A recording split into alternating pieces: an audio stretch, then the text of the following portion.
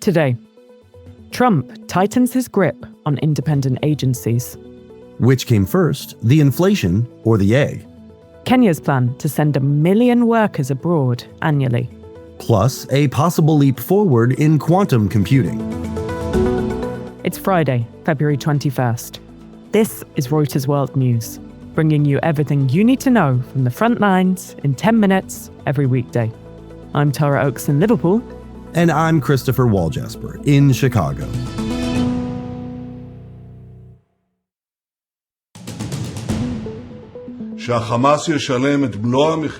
Israel's Prime Minister Benjamin Netanyahu saying Hamas will pay for failing to release the body of hostage Shiri Bibas as agreed.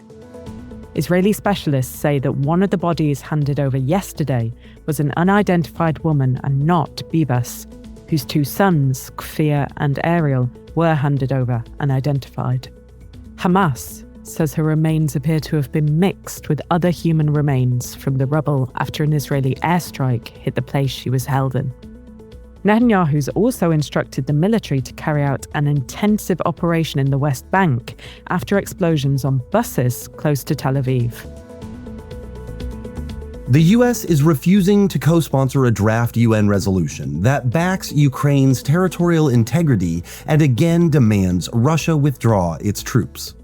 That's according to 3 diplomatic sources. The resolution comes on the 3-year anniversary of Russia's invasion of Ukraine. A source tells Reuters that about 6,000 IRS employees are being fired in the midst of tax season. Meanwhile, a federal judge has ruled that Trump's administration can continue its mass firing of federal employees, rejecting a bid by a group of labor unions.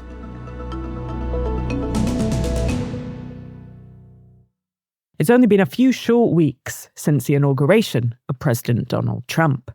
But a common theme has emerged, and that's Trump testing the limits of presidential power. An executive order this week has tightened his grip on independent US government agencies that oversee elections, stock markets, and labor unrest. The White House says the oversight provides much-needed accountability. Trevor Honeycutt has more.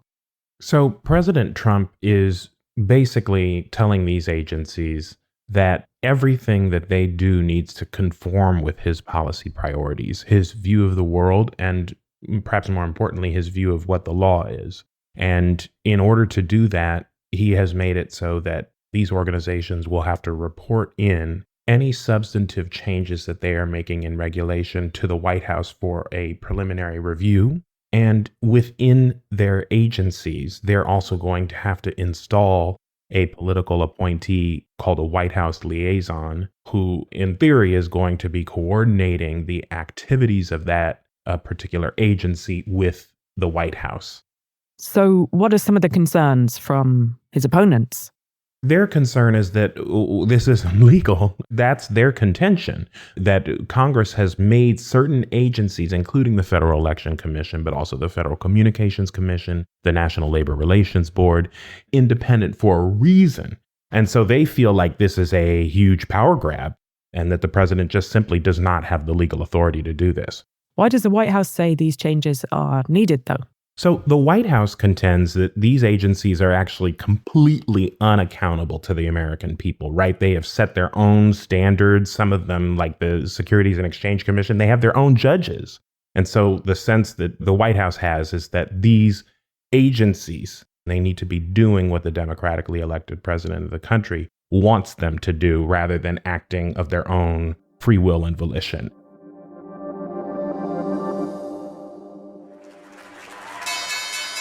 U.S. consumers are up in arms over soaring prices and shortages of eggs due to bird flu.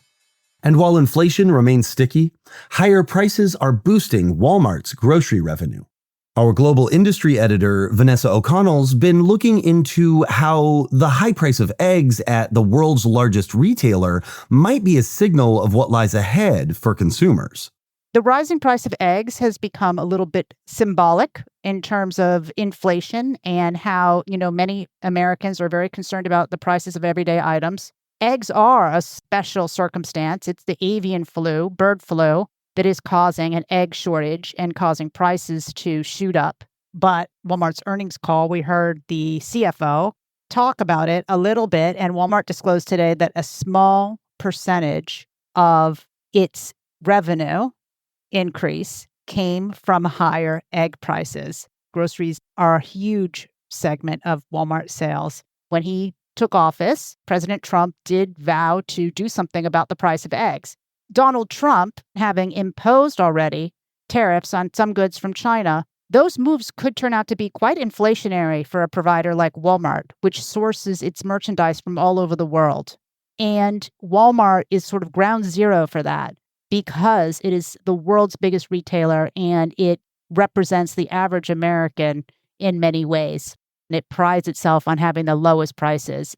So we're closely watching how big retailers are going to manage the tariffs that Trump imposes.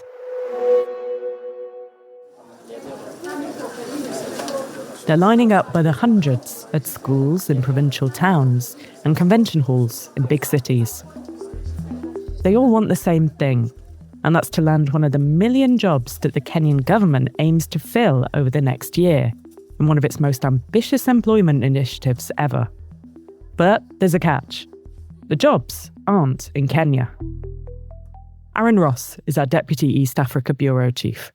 Kenya, like a lot of other African countries, has a young and rapidly growing population. It has about 1 million people who are entering the workforce each year, but it's only able to secure around 200,000 jobs in the formal economy. So what Kenya is looking to do is to export a lot of that labor to richer countries, which have very much the opposite situation, where they have either slowing population growth or outright declining populations. In Germany, for example, which signed a labor agreement with Kenya last year, economists there estimate that there's an annual skilled labor shortage of up to 400,000 people. So they really need labor, especially in IT. They need nurses, engineers, hospitality workers, and those demographic trends are only going to accelerate. But there's political backlash at both ends of the process, right?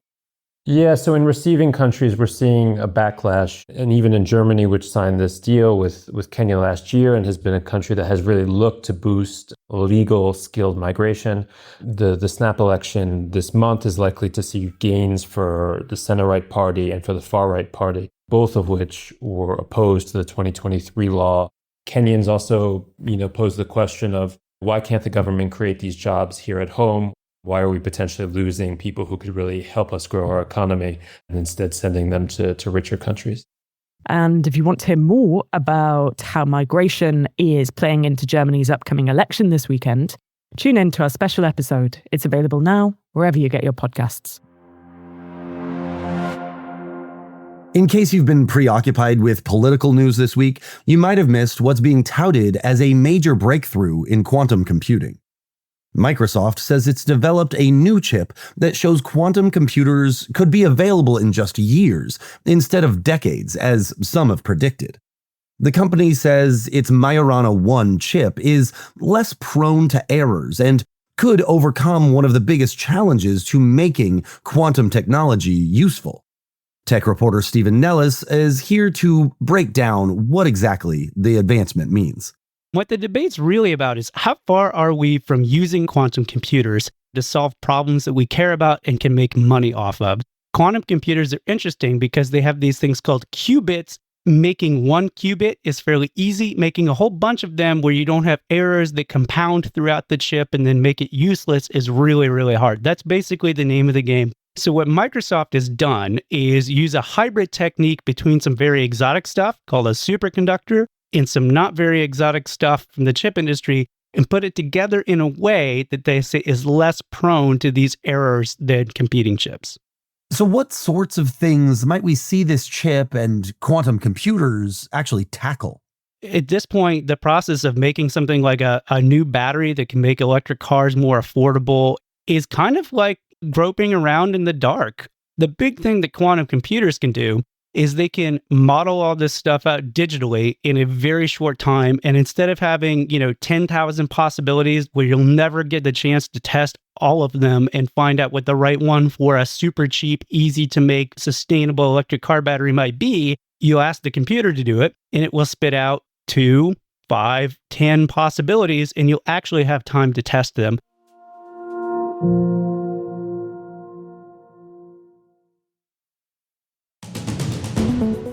And for today's recommended read, a recommended listen, actually, to this weekend's special episode of Reuters World News. Check back tomorrow for a conversation on Saudi Arabia's rise to diplomatic prominence on Ukraine, Gaza, and much more. For more on any of the stories from today, check out Reuters.com or the Reuters app. Don't forget to follow us on your favorite podcast player, and we'll be back on Monday with our daily headline show.